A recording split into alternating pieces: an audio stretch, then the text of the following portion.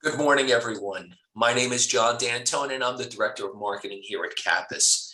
Welcome to our June monthly research briefing.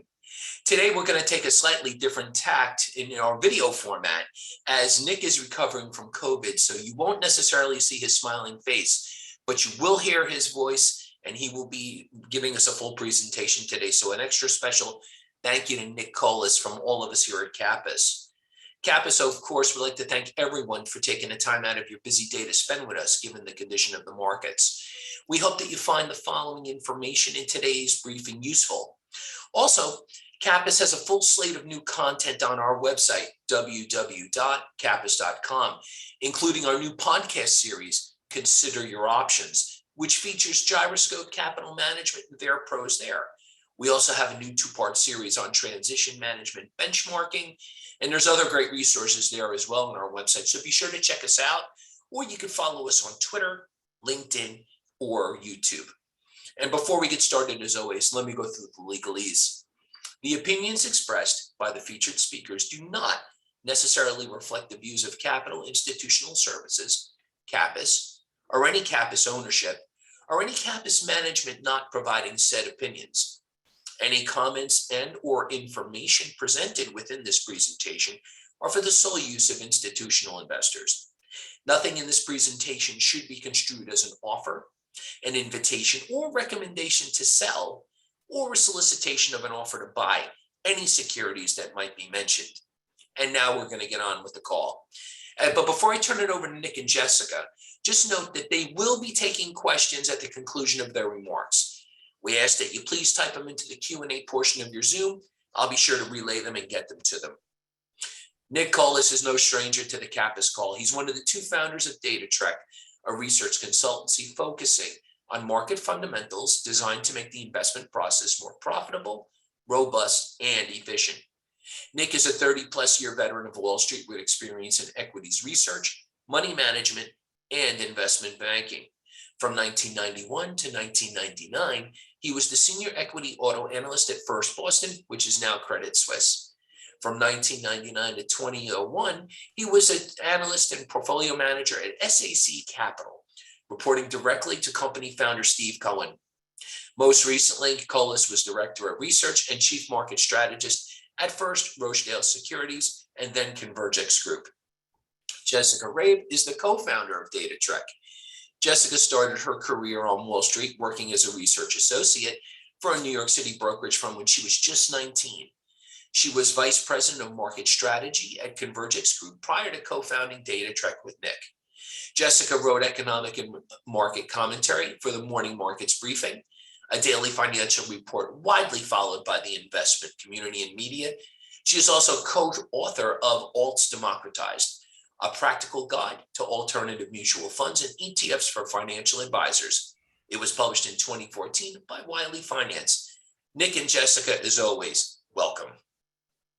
Thank you so much. And thank you all for taking the time to listen in. As John mentioned, I'm getting over COVID, so the camera is off. You don't want to see what I look like right now or, anything else, but very happy to be with you today and, on a very volatile day in markets.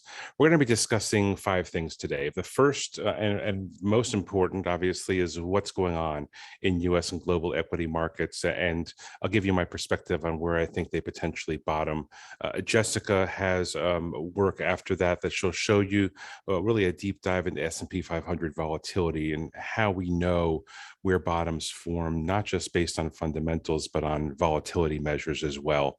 And then we had 3 questions from the CAPIS team that we're going to cover as well. The first was on global fixed income markets. The second was on precious metals, particularly gold versus silver in the current investment environment. And then finally, a quick discussion of the muni bond market and interest rates in that market and what effect they have. So that's our structure for today. I'll just kick off with the first point, which is the current U.S. equity market narrative. And I think it's fairly clear given the Fed press conference and meeting yesterday, and the market's reaction to it since, and rates over the past couple of weeks, it's very clear what's going on. And that is that the market is trying to discount a economic recession, both in the US and around the world, primarily based on central bank policy and obviously Federal Reserve monetary policy meant to cool inflation. Inflation has been a problem now for coming up on a year, a very significant problem, literally quite as serious as it was in the late 1970s in terms of absolute value. And the Federal Reserve has committed to reducing inflation. It tried to do that with a kind of soft approach to start, but it was very clear from listening to Chair Powell yesterday that they were very surprised at the Friday CPI print. They're very surprised that inflation is still running as hot as it is after their initial efforts. And so their efforts are now going into overdrive. I mean, as I said, this is in some ways very similar to the 1970s. And for those of you who remember kind of what that cycle looked and felt like, that's very similar, very high inflation and a Federal Reserve really focused on reducing inflation. The other analog is an oil shock. We had two oil shocks in the 1970s, one in 73 and one in 79. And those combined to create a much higher sustainable level of oil prices. Oil prices started in the 1970s at $2 a barrel, and they ended in the 1970s at $40 a barrel. We don't have quite the same magnitude of change, but we do have the same kind of oil shock-driven inflation that we had in the 1970s with the Russia-Ukraine crisis. So it all pulls together into a narrative of future recession, and the market really finally totally understands that. I think after the press conference yesterday, it had been tiptoeing its way to that realization prior. Now we're fully on board. The issue that a lot of people have, and our clients mention this quite frequently, is that as much as this narrative is clear, it is not so clear if you just looked at today's economy. The labor market's quite strong.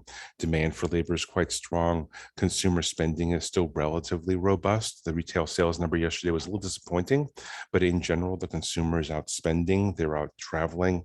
If you've been on a plane recently, you know that flights are pretty full. Airfare is quite expensive, and people are still paying to fly. So the current environment is quite strong. It's very hard to see how we transition quickly to a recession. But at the same time, that is what the Federal Reserve is trying to accomplish.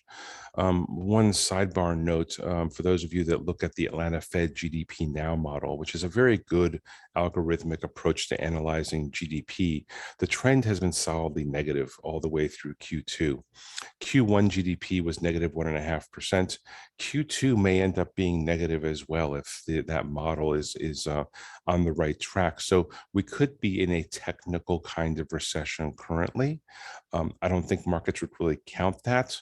The issue is more, when does it begin to affect earnings? And that's the next part of this discussion. I want to give you some framework to understand how we're thinking about where the S&P bottoms coming through and going into this recession, and how the market will think about valuing that. So let me just start with a baseline. The S&P 500 right now is earning $54 a share per quarter. It did that in Q3 of last year and in Q4 and in Q1, and it should do that in Q2 as well. Those numbers are very solid. They have actually happened. $54 a share. That's $216 in earnings power for the year. That is where we currently are with the economy that we have today.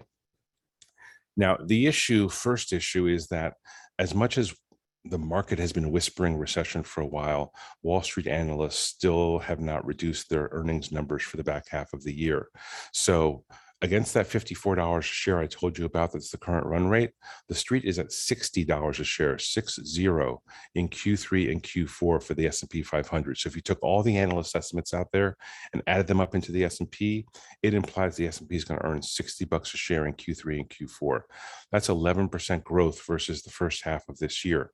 11% earnings growth sequentially in an economy where the Fed is trying to reduce the pace of economic growth and potentially put it into a small recession just isn't going to happen. $60 is unrealistic. The street's way too high. Now, what's a more realistic number? I told you we did $54 a share the last couple of quarters.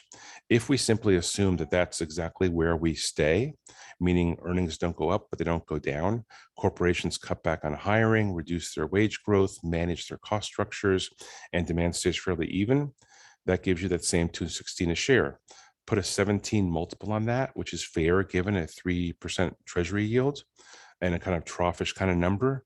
And the S&P target is 36.72. It's just 17 times $216 a share, 36.72. We are trading right now 36.66. So if you want a snapshot for what the market is saying right now about the back half of the year and earnings power, it is saying that we're going to have flat earnings for the year. That is not a horrible outcome given what the Federal Reserve is doing. And you have to wonder, okay, is that perhaps too optimistic? And the history is pretty clear. In recessions, S&P earnings power declines by 25%. If it's a big crisis like 2008, it goes down 50%. Let's assume a garden variety recession. Earnings drop 25%. That's the way it happens. I've been doing this since 91, covering cyclical groups. Put in 25% and you're probably in the right ballpark for a recessionary earnings power number. So if we're doing 216 right now and you cut that back by 25%, you get $162 a share. Ironically, that is exactly what the S&P earned in 2018 and 2019. So all we're doing here is cutting back our earnings power for the S&P back to where it was for 2 years before the pandemic. Fairly fair assumption, I would say. If you put a 19 multiple on that as a trough earnings number, you get to 30.78 on the S&P, 3078. Just multiply 19 times by 162, that's the S&P price target. Now, it's discomforting because that's obviously much lower than we're trading today. That's still a big drawdown from current levels. But let's split the difference. Let's say that we're going to land somewhere in between that trough number and our current number of basically flat earnings. The simple average of the two is 33.75. Now, what's the magic around that number? The S&P peaked in February of 2019, right before the pandemic, at 33.78. So spot on halfway between a recession and stable earnings power. That to me is a logical way to think about where the S&P should go as the market discounts a recession. There's no doubt companies are still doing very well in terms of earnings power, and there's no real reason to believe that they're going to get crushed by a recession. Margins will come down, earnings will come down. I think we can all accept that. They're not going to be, catastrophically bad the way they were in 08 or 09. They're going to be kind of maybe garden variety recession bad, maybe 10% lower. That still puts us S&P lower than we are today. Call it 10, 15%. But that's the way to think about, okay, where do I want to start getting aggressive on stocks? Where do I think the bad news is baked in? The bad news is not baked in at current levels. Flat earnings are baked in at current levels. If you believe that the recession narrative gains more traction, and I think it should, just given the way the economy is shaping up, recessions can be fairly shallow, but they do occur. And if the Fed's tightening to reduce inflation, a recession seems inevitable. So we have to factor in some lower level of earnings power. And what I've tried to do is give you a framework to understand where it is. And the key levels are literally today, which is earnings stay flat, then 30.78, where earnings are down 25%, split the difference, 33.75, takes us right back to where we were right before the pandemic. So the whole last 2.5 years, kind of a wash, and we restart from there. So that's the way I'm thinking about where to tell our clients to get more aggressive on stocks. We're not there yet, but we're getting there. And I think we get there fairly quickly. And then it's going to be a matter of when do analysts start cutting their numbers? And if we have any other exogenous shocks. The one thing I'll tell you I do worry a lot about is bad things tend to happen when we're already in a fragile state. And right now, the economy is a bit fragile because the Fed is pushing it towards recession. If we get another oil price spike, if we get another geopolitical event, that adds a layer of complexity. And I think that's what Chair Powell was trying to say yesterday during his press conference. He was trying to say, look, we're doing our very best to not cause a recession, but we have to anticipate when it will occur because there's so many variables outside the Fed's control that we have to at least acknowledge. And that, I think, is why the market is selling off today. It's because they understand that message now. Yesterday's reaction was simply just, hey, there's no 100 basis point rate increase coming. Today's reaction is, oh, we got to cut numbers. The street's too high. Estimates are too high. We got to start that process. One thing I want to touch on before I turn it over to Jessica is A lot of clients ask us, is there any seasonality or any kind of reliability or predictability to when stock markets bottom in a down year? And there actually is. If you look at every down year since the S&P was invented in 1958, you'll see that the earliest a down year bottoms is June. So if we presuppose that the S&P is down for this year, it's only bottomed once, and that was in 1962 in June. Otherwise, it more typically bottoms in Q4, and often pretty late in Q4. So again, I think our best case scenario is the market takes its hit for reduced earnings power assumptions this month, and we can start to rebuild from there, but it has to be from much lower levels. If the market doesn't do that discounting function now, we're probably going to have to wait until the fourth quarter of the year to really find that juicy investable low that'll let us make some good money coming into the next upturn. Because right now we're kind of twixt and tween levels that don't really say compelling value. So that's it for my conversation about markets. Let's turn it over to Jessica for a discussion on volatility. Thank you, Nick. So with capital markets so choppy, I am going to discuss what peak equity volatility can tell us about when markets are able to finally find a bottom. So for this analysis, I'm going to use a very simple measure of volatility, which is the number of trading sessions when the S&P 500 moves more than 1% up or down from close to close. This is our preferred measure of how much investors feel volatility in real time, because any one-day move greater than 1% to the upside or downside is one standard deviation from the S&P's mean daily return over the last 6 decades. So in other words, these kinds of moves tend to catch investors' attention, like today. Now, this has been an especially choppy year for the S&P, as today's demonstrating, which is made especially clear by analyzing volatility through the lens of our 1% day metric. The S&P has posted 59 1% days so far this year, which is already greater than the annual average of 54 over the last 6 decades.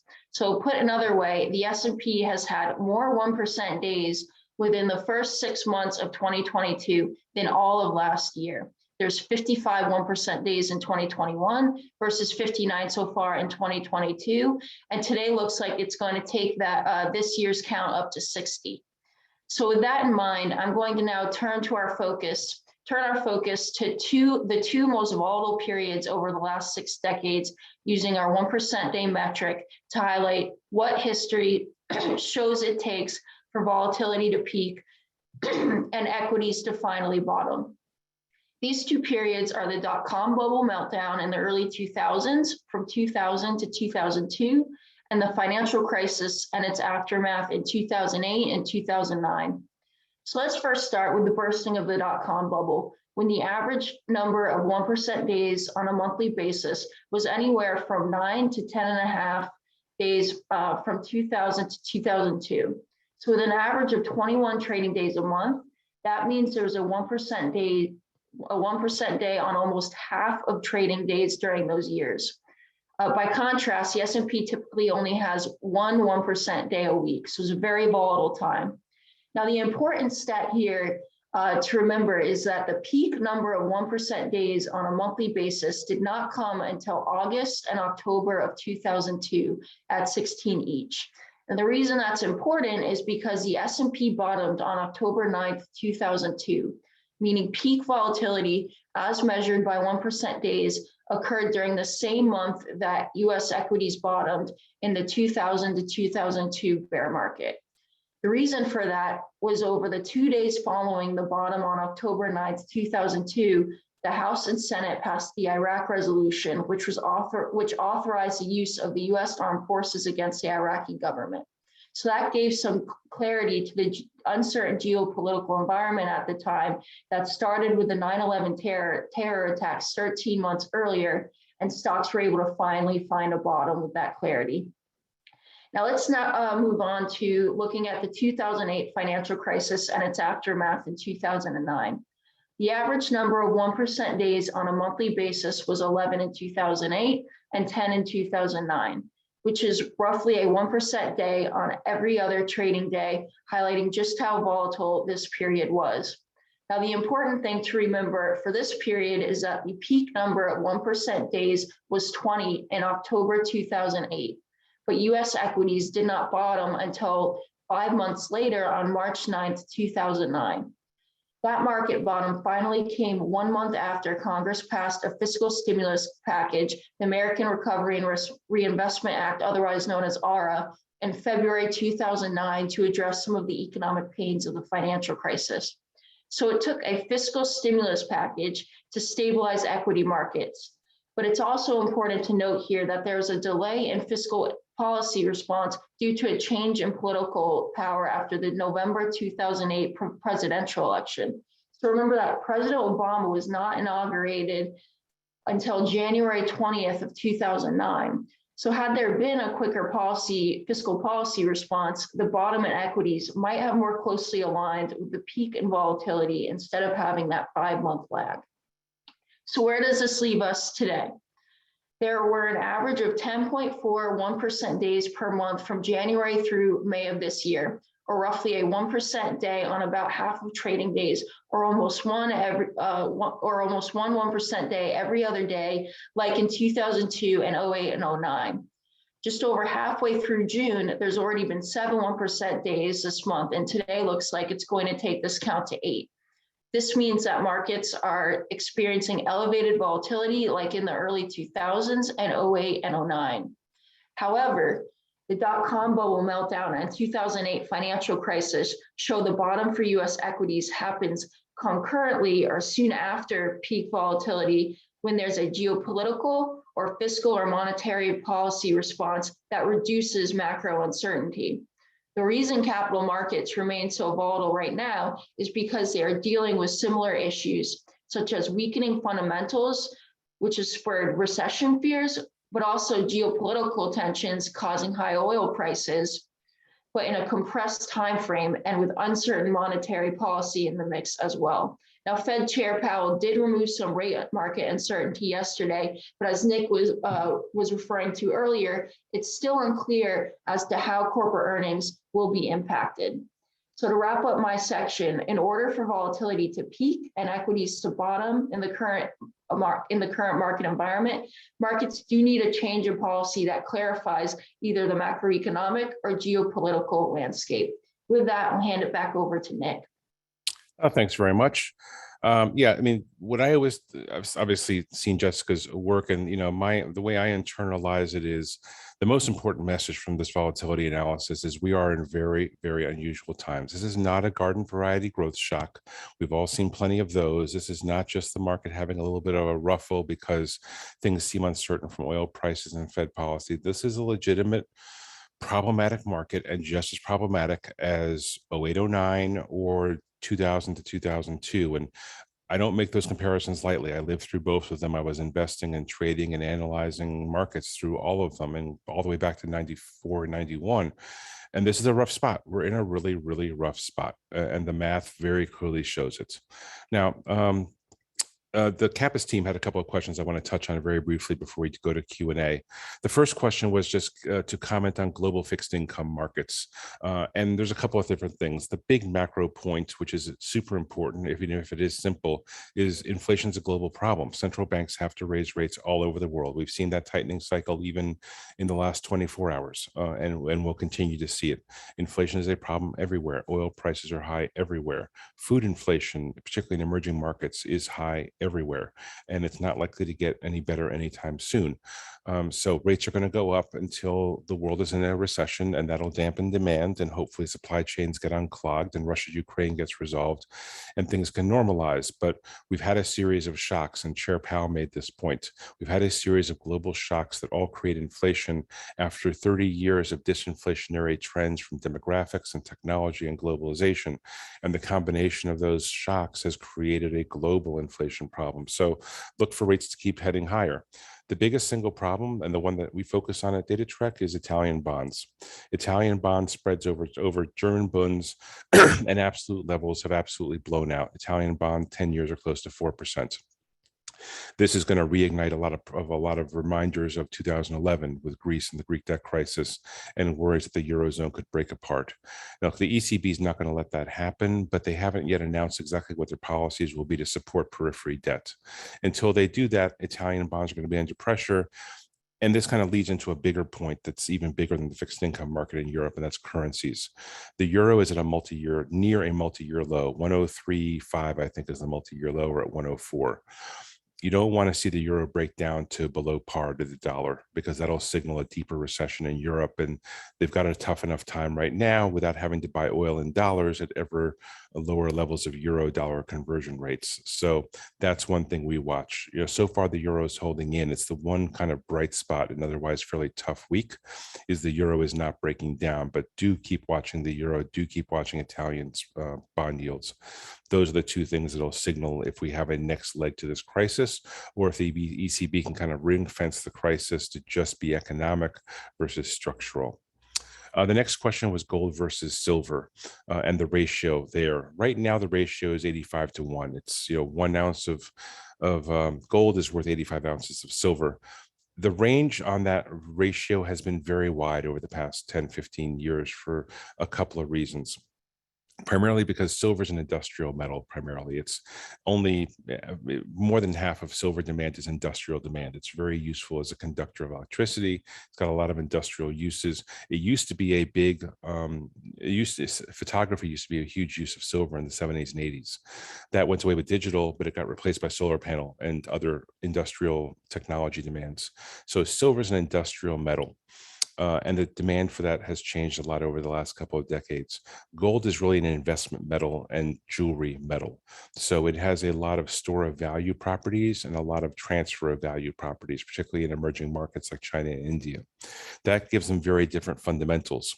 And so the bottom line on gold versus silver is it's very hard to know if 85-1 is a fair value, but directionally, I think we have to be cautious on silver because of the economic backdrop that we've been discussing, and more positive on gold because it is a traditional store of value against inflation. And now the cryptocurrencies have kind of imploded, and the story behind them was originally like gold, but digital. Not so much. And now I think you probably see demand for gold pick up again a little bit. The World Gold Council has a very interesting piece on its website you might want to check out if you're interested in this topic, that shows there's pretty strong seasonality to gold prices.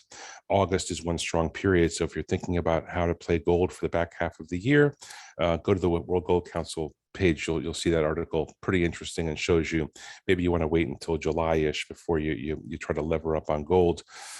Because the seasonality is kind of pronounced. The last question was on muni bonds. And here I would say, the most important thing about muni bonds is that they're bonds, and the rate cycle is still going against us. And we can't be sure where 10-year yields pop out and top out. So it's very hard to get positive on munis here. And I would say the most surprising thing I've seen in munis in this year is that muni funds, muni ETFs, muni mutual funds have seen very powerful net outflows. And it's very unusual to see bond funds see net outflows of any type. And munis have seen year to date $57 billion of outflows. And that's roughly the flip side of what they usually get, which is $10 billion a month of inflows. So there's a lot of investor caution around the rates, around rate products to begin with, and munis are no exception. I mean, look, munis as far as credits should be money good. I mean, local governments are doing fine, tax receipts are good, every form of revenue that a municipality might get is in pretty good shape. It'll get a little bit worse during the recession, but I don't think anybody's looking for a big recession. Certainly the Fed doesn't want to create a big recession. And so tax receipts and other forms of income should continue to be fine, but it's just been very messy in the fixed income product market this year because investors are so worried about rates just continuing to climb. They have not been as worried on stocks, frankly. Stock money flows into stock funds have been pretty good for the last 4 weeks, but the amount of money coming out of muni funds and bond funds generally has been something close to a tidal wave of outflows, very dramatic. And so as much as there's a good case for munis here, it's still very hard to make the case because the money flow story just isn't there. And it's a very hard story to pitch. So we've been very cautious on fixed income generally and advising just staying at the very shortest end of the curve that you possibly can. And until the rate cycle kind of peaks, it's very hard to get positive on munis or treasuries or even investment grade corporates. High yields have a lower duration, so they're probably a little bit better. So that's the 30-minute mark. John, I'll turn it over to you if you have any questions from the audience. I have none at the moment, but I actually have a question. As we have seen the Fed move yesterday, and while no one was looking at 100 basis point cut, I know it was being talked about. The Fed kind of skated it by doing 75. Do you think at the next meeting we will see another, say, strong hike in rates? We're talking 75 basis points again? Or is it more likely that because they want to bring us into a soft recession, if you will, as opposed to a drastic, tighten the screws very quickly, 100 basis point move or Yeah. 50? Any thoughts on that? Yeah, no, it's a great question. It's exactly the right kind of most important question to think about, because look, here's the thing. I mean, the Fed had to leak the 75 basis point increase on Monday afternoon to the Wall Street Journal. I have never seen the Fed have to leak a rate decision because markets were in such turmoil. So they did that because the CPI number on Friday just shocked them. It's very clear from listening to Powell that they were surprised that inflation hasn't started to come down yet. And so they had to move fairly quickly. As far as what happens at the next meeting, I don't think we can really handicap it. I mean, right now, Fed funds futures say it's 75 basis points. That much is clear because it's the upper end of the two choices that Powell gave us yesterday, 50 or 75. But if CPI comes in with a 9 handle next month, I think you have to assume the Fed would go 100 because they want to front load the rate cycle while the economy is still pretty strong. You don't want to be doing 75 and 100 basis points when the economy is in a recession, because it just drives you deeper into recession and creates a lot more problems. So I think the Fed very clearly wants to move fast and move early, and they're doing as much as they think they reasonably can. But unfortunately, given what we've seen the last 60 days, no one really knows. And that's one point of uncertainty. I mean, if you think about why markets are trading off, it isn't just rates are going up and the Fed's increasing rates, is the band of possible outcomes is increasing. And the band of possible outcomes increases, valuations have to decrease because you're not sure what the channel is. So bottom line, no one knows. And that's not a cop-out. That is literally what the last 30 days have taught us. You can't be sure until it happens.